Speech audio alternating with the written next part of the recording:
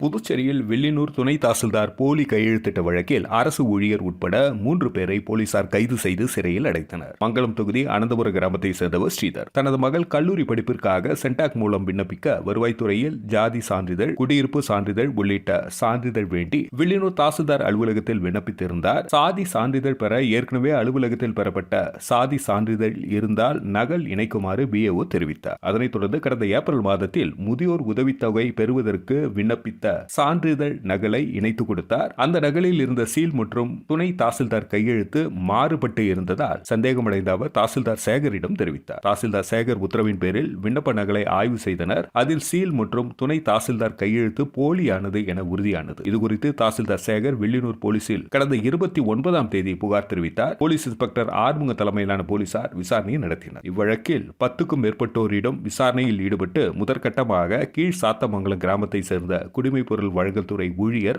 கன்னியப்பன், சோரப்பட்டு கிராமத்தை சேர்ந்த தனசேகர், அரியூர் தனஞ்செழியன் ஆகியோரை கைது செய்து நேற்று சிறையில் அடைத்தனர். இவ்வழக்கில் தொடர்புடைய தலைமறைவாக உள்ள முக்கிய குற்றவாளிகள் சிலரை போலீசார் தேடி வருகின்றனர்.